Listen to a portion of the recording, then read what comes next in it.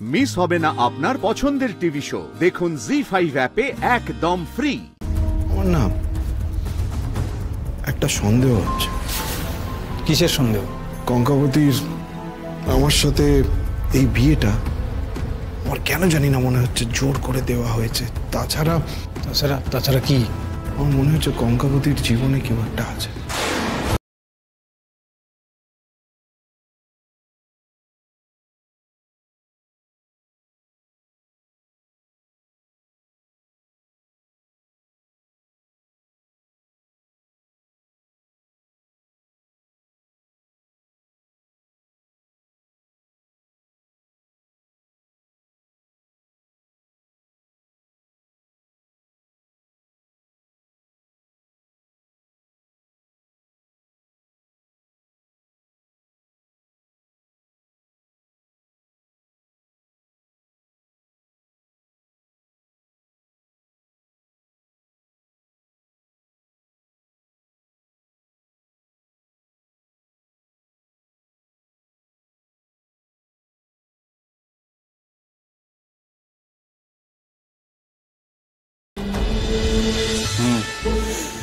দেখ, ও কিন্তু খুব সেন্সিবল কাজ করেছে।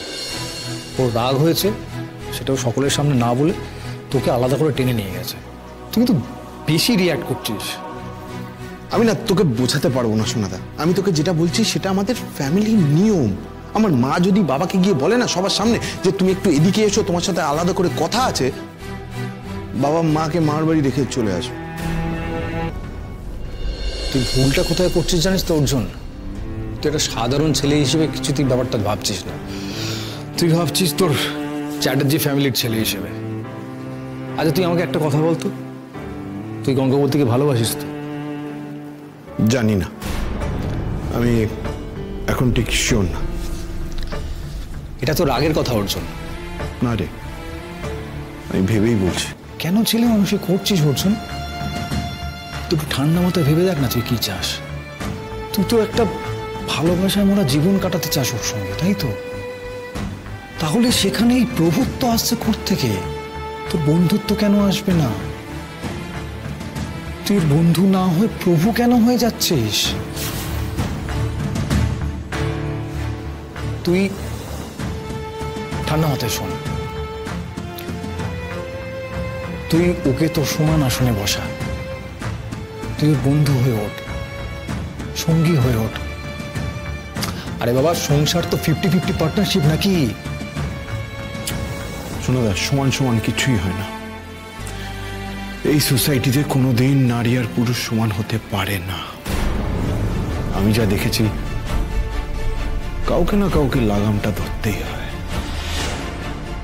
আর তাকে কিছুটা উপরে থাকতে হয়।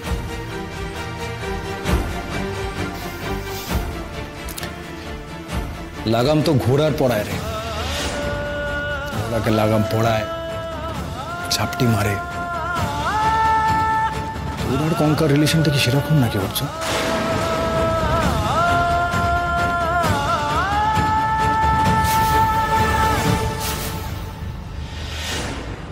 জি5 ডাউনলোড করুন আর সব এপিসোড দেখুন একদম ফ্রি।